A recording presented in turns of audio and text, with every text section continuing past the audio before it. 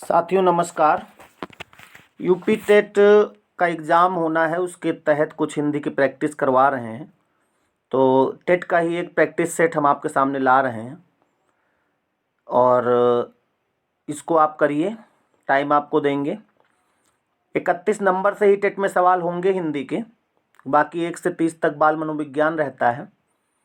तो पहला सवाल 31 नंबर इसमें कह रहा है, तरंग शब्द का पर्यायवाची कौन है? पहला ऑप्शन जलधि, पुष्कर, कूल, ऊर्मी। तो इसका आंसर क्या होगा अपने हिसाब से लगाओ जरा। इसका जो जलधि है, जलधि तो आप जानते हो समुद्र का पर्यायवाची होता है। धी जिसमें लगता सब समुद्र के होते हैं। पुष्कर जो है तालाब का पर्यायवाची होता है। हाँ, तो कूल जो है, तो कूल तो आप जानते हो किनारा होता है। तो यहाँ पर ऊर्मी जो है ये तरंग का पर्यायवाची है। ऊर्मी शब्द जो है तरंग का पर्यायवाची। दूसरा शब्द 32 नंबर कह रहा, गौरव शब्द का विलोम क्या होगा? गौरव का विलोम बताना है। तो गौरव जो शब्द है वो गुरु शब्द से बना है। गुरु शब्द में जब आ प्रत्यय लगता है तो गौरव बनता है। तो गुरु का विलोम अगर देखा जाए तो लघु होगा, और लघु में जब आ प्रत्यय लगाएंगे तो लाघव बनेगा। लाघव यानी पहला ऑप्शन होगा। तो गौरव का विलोम लाघव होता है। गुरु और लघु से याद रहेगा आपको। अगले सवाल की ओर चलते हैं। ये है, आंशिक शब्द में प्रत्यय बताना है। देखो, उपसर्ग प्रत्यय जो है अगर आपके नहीं पढ़े हैं तो आप प्लेलिस्ट में जाएंगे तो उपसर्ग प्रत्यय के कई भाग हैं, उनको आप पढ़ लीजिए, समझ में आ जाएगा। उसमें हमने बताया है कि जब भी सवाल पूछा जाता है प्रत्यय से, ज़्यादातर इक प्रत्यय से पूछते हैं। इसमें भी इक प्रत्यय है। इसका मूल शब्द जो है अंश है। हमने बताया और शब्दों में तो इक कोई प्रत्यय लगाओ तो वही जुड़ता है, लेकिन इक प्रत्यय जब किसी में जुड़ता है तो शुरुआत में बदलता है, इसीलिए पूछा जाता है। तो आंशिक शब्द में इक प्रत्यय होगा। 34 है, अत्यंत शब्द में प्रयुक्त उपसर्ग। अत्यंत जो शब्द है इसमें उपसर्ग तुम्हारे हिसाब से क्या होगा भाई? अति होना चाहिए, क्योंकि अत्यंत का जो संधि विच्छेद होता है वो अति धन अंत होता है। अति धन अंत से अत्यंत बनता है। इसमें यण संधि भी होगी, एक साथ हम कई बता देते हैं। यण संधि होगी और इसमें उपसर्ग अगर देखा जाए तो अति होगा। अगला सवाल है 35 36 दोनों देख लिया जाए, नहीं एक पहले देखो। निम्नलिखित में से कौन सा शब्द स्त्रीलिंग में प्रयुक्त होता है? यानी सदैव स्त्रीलिंग में प्रयुक्त होता है ये। ऋतु, आचार्य, पंडित या हंस। तो इसमें जो ऋतु है स्त्रीलिंग शब्द होता है। ऋतु, ऋतुएं होती हैं, ऋतु आती है, ऋतु जाती है। लेकिन आचार्य तो स्त्रीलिंग नहीं होगा, पुल्लिंग है। पंडित भी पुल्लिंग है, हंस भी पुल्लिंग है। तो यहाँ पर ऋतु जो है वो स्त्रीलिंग शब्द होगा। अगला सवाल है, अब की आपको पुल्लिंग बताना है, तरीका वही लगाना है। स्त्रीलिंग पुल्लिंग कैसे निकालते हैं हमने आपको बताया है। उस शब्द के साथ एक क्रिया लगाओ। तो देखा जाए तो बुढ़ापा आता है, घटना घटती है, जड़ता आती है और दया दिखाई जाती है। तो यहाँ पर बुढ़ापा जो है पुल्लिंग है, बाकी सब स्त्रीलिंग शब्द है। उसके बाद 37 नंबर सवाल है, अपने मरे बिना स्वर्ग नहीं दिखता, एक मुहावरा है, इसका अर्थ क्या होगा? टिक लगाओ जरा, ऑप्शन आपके सामने है। स्वयं प्रयत्न करने पर ही काम बनता है, प्रयत्न किए बिना वास्तविकता सामने नहीं आती, विपत्ति में पड़े बिना अच्छा फल नहीं मिलता, स्वयं ही सब कार्य करना पड़ता है। तो इसमें अपने मरे बिना स्वर्ग नहीं मिलता, इसका ये लोकोक्ति है। इसका अर्थ है स्वयं प्रयत्न करने पर ही काम बनता है। जब भाई मरोगे तभी स्वर्ग दिखेगा, यानी प्रयत्न स्वयं करना पड़ेगा तभी काम बनता है। जैसे आप पढ़ते हो तो आपको ही पूरा पढ़ना पड़ेगा तभी सिलेक्शन होना है, तो कोई और पढ़ ले आप सेलेक्ट हो जाए ऐसा थोड़े होता है। तो अपने मरे बिना स्वर्ग नहीं दिखता, इसका अर्थ होगा स्वयं प्रयत्न करने पर ही काम बनता है, पहला वाला। अगला 37 नंबर सवाल है, आपकी एक मुहावरा दिया है, इसका अर्थ आपको बताना है। अपने मुंह मियाँ मिट्ठू बनना, इसका अर्थ क्या होगा? अपने मुंह मियाँ मिट्ठू बनना।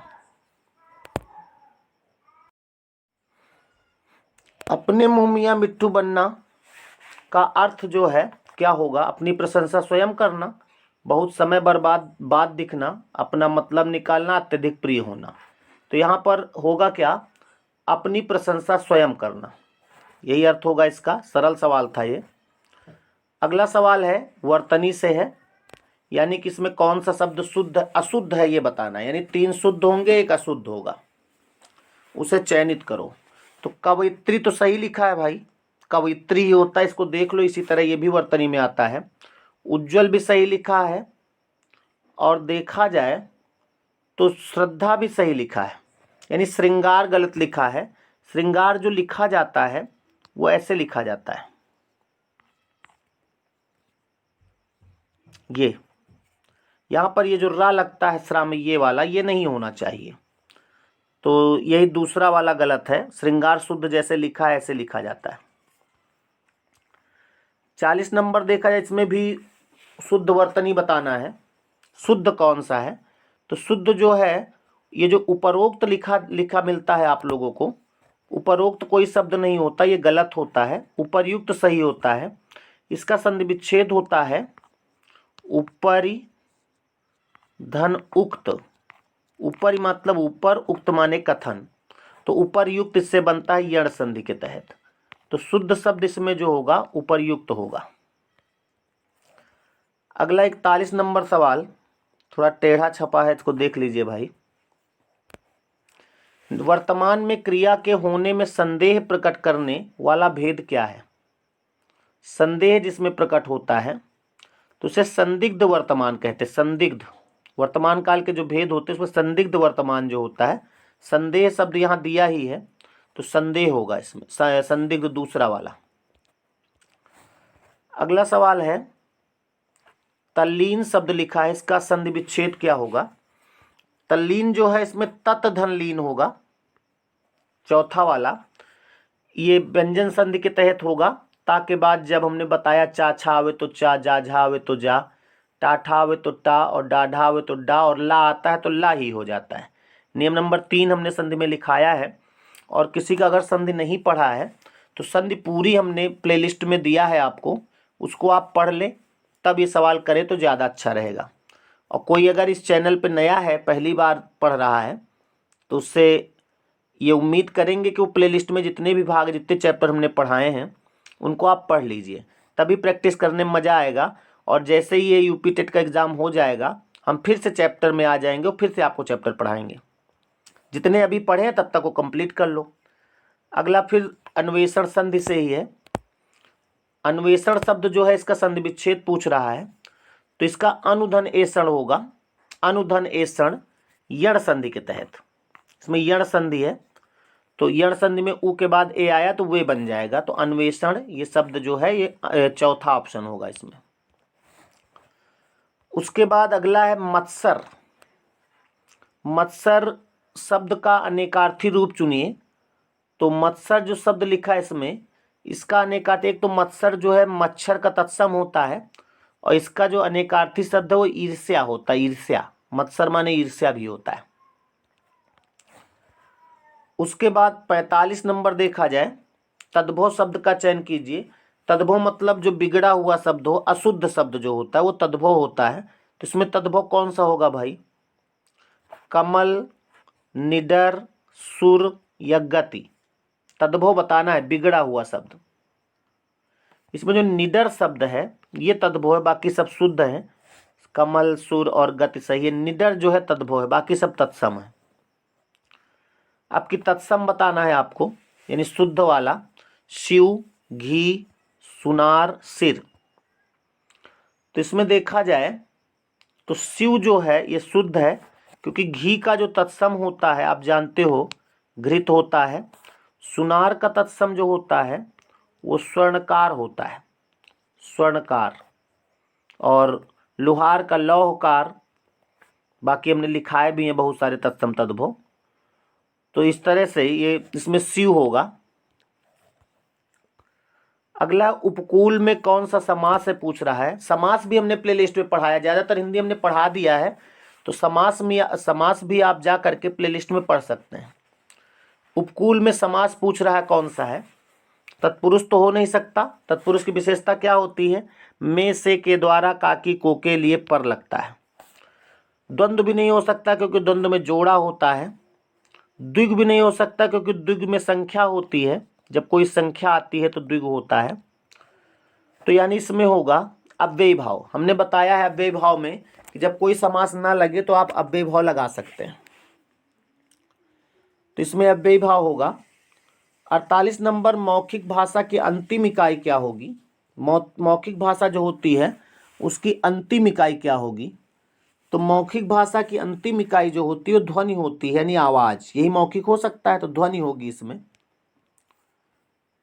अगला है, निम्नलिखित में से कौन सा वाणी विकार है? वाणी यानी बोलने का विकार जो है कौन सा है? तुतलाना, अस्पष्ट उच्चारण, हकलाना या ये सभी। तो देखा जाए तो इसमें तुतलाना भी वाणी पर ही डिपेंड करता है, अस्पष्ट उच्चारण भी वाणी है और हकलाना भी वाणी है, यानी इसमें तो आपको ये सभी लगाना पड़ेगा। अगला है, प्रत्येक भाषा में वाणी ध्वनियां होती हैं। प्रत्येक भाषा में वाणी ध्वनियां होती हैं, 2 प्रकार की, सीमित संख्या में, असंख्य प्रकार की, केवल संयुक्त। तो इसमें जो प्रत्येक भाषा में वाणी ध्वनियां होती हैं वो 2 प्रकार की होती। वाणी ध्वनियां 2 प्रकार की होती हैं, ह्रस्व और दीर्घ। तो यहाँ पर 2 ही लगाना है आपको। अगली लाइन है, रस बताना है आपको इस लाइन में। पहले लाइन आप पढ़ लें तो हम ऑप्शन दिखाते हैं। निश्चरहीन करहु मही, भुज उठाई पनकीन। निश्चरहीन करहु मही, भुज उठाई पनकीन। सकल मुनिन के आगमन, जाई जाई सुख दीन। इसमें कौन सा रस है आपको बताना है। तो यहाँ पर निश्चरहीन करहु मही, मही माने पृथ्वी। कह रहा है कि निश्चर यानी निशाचर के बिना हम पृथ्वी को कर दें। भुज उठाई पनकीन यानी भुजा उठा के हम ये प्रण करते हैं। और सकल मुनिन के आगमन, जाय जाय सुख। अगर कोई अगर पृथ्वी को कह रहा है कि हम निश्चर के बिना कर देंगे, तो वहां पर रस कौन सा होगा भाई? करुण रस तो होगा नहीं। करुण रस होगा? करुण रस नहीं होगा। वीर रस हो सकता है और रौद्र रस हो सकता है कि भयानक, यानी इसमें आपका वीर रस होगा। वीरता की बात कर रहा है, वीर रस। इसमें वीर रस होगा। आगे सवाल की ओर चलते हैं। इसमें आपको अलंकार बताना है। दिवसावसान का समय, मेघमय आसमान से उतर रही है, वो सांध सुंदरी परी सी, धीरे धीरे धीरे। इसमें अलंकार बताना है। दिवसावसान का समय यानी दिवस ठहर चुका है, मेघमय आसमान से उतर रही है वो संध्या सुंदरी परी सी। देखा जाए तो ये जो शब्द आया है सी, हमने बताया है सा लगा हो, सी लगा हो, इस तरह जब शब्द से लगे हो, के समान लगा हो, तो वहां पर अलंकार जो होता है वो उपमा अलंकार होता है, यानी इसमें आपका उपमा अलंकार होगा। उसके बाद फिर आगे सवाल करते हैं। और यहाँ पर चूंकि संध्या को सुंदर, उपमा तो होगा लेकिन एक ऑप्शन मानवीकरण भी दे रहा है। तो संध्या सुंदरी, सुंदरी की को संध्या को एक सुंदरी के रूप में कहा जा रहा है। और मानवीकरण में होता है क्या कि जब कोई मानवीय गुणों को किसी जड़ वस्तुओं पर आरोपित किया जाए तो हम मानवीकरण होता है। तो इसमें मानवीकरण होगा, और मानवीकरण अगर ना होता तो उपमा हो जाता। तो इसमें मानवीकरण होगा। अगला, निम्नलिखित में से कौन सा छंद का प्रकार नहीं है? दोहा है छंद। दोहा कैसा छंद होता है? अर्ध सम्मात्रिक 13-11। चौपाई भी है सम्मात्रिक, 16-16 मात्राएं होती। सोरठा भी है, दोहा का उल्टा होता है। तो दृष्टांत जो है ये छंद नहीं है, ये अलंकार है। अगली लाइन है, सखी वे मुझसे कहकर जाते। प्रस्तुत पंक्ति के रचयिता कौन है? तो इसमें सखियो मुझसे कहकर जाते, ये मैथिली शरण गुप्त की रचना है।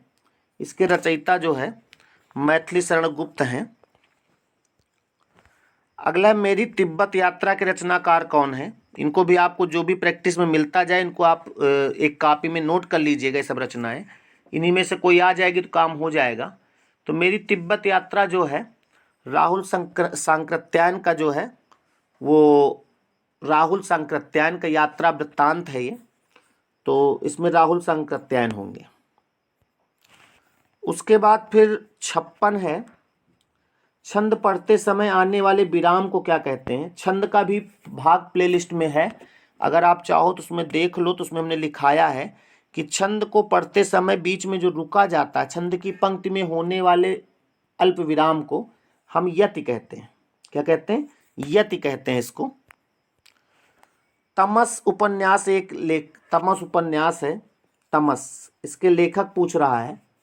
तो तमस उपन्यास के लेखक जो है बहुत इंपॉर्टेंट है ये, भीष्म साहिनी। उसके बाद अगला है जयशंकर प्रसाद, बहुत बड़े नाटककार थे। उन्होंने किस नाटक की रचना की। अब नाटककार थे तो नाटक तो लिखे ही होंगे। अजातशत्रु, झांसी की रानी, शशिगुप्त, राजमुकुट। नहीं, अजातशत्रु। अजातशत्रु जो है जयशंकर प्रसाद का नाटक है। 59 है, किस रस को रसराज कहा जाता है। तो सभी लोग जानते होंगे, श्रृंगार रस को रसराज कहा जाता है। श्रृंगार रस के 2 भेद होते हैं, संयोग और वियोग। और ये 60वां सवाल है और ये अंतिम सवाल होगा, क्योंकि टेट में 30 ही सवाल आएंगे। 30 सवाल हमने करवा दिए हैं। छायावादी प्रवृत्ति की रचना सबसे पहले दिखाई पड़ी श्रीधर पाठक में, मुकुटधर पांडे की रचनाओं में, सूर्यकांत त्रिपाठी निराला की, या सुमित्रानंदन पंत। तो छायावादी की बात कर रहा है, इसमें जो छायावादी कवि होगा उसी की रचनाओं में होंगे। तो मुकुटधर पांडे जो हैं, इनकी रचनाओं में छायावादी प्रवृत्ति सबसे पहले दिखाई पड़ी थी। तो इस तरह से कुछ हिंदी के सवाल थे, हमने करवा दिए, एक सेट पूरा करवा दिया है। इसी तरह हम 30 सवाल आपको रोज कराते रहेंगे। आपसे भी उम्मीद है कि इनको करें और कॉपी में नोट भी करते रहें। तो ठीक है, अगर वीडियो आपको अच्छा लगा हो तो आप इसको लाइक कर दीजिए, और अगर मान लिया नहीं अच्छा लगा तो डिसलाइक भी कर सकते हो, आपके हाथ में है सब कुछ। और हो सके तो इसको शेयर कर दीजिए। ठीक है, मिलते हैं अगले वीडियो में कल। तब तक के लिए नमस्कार।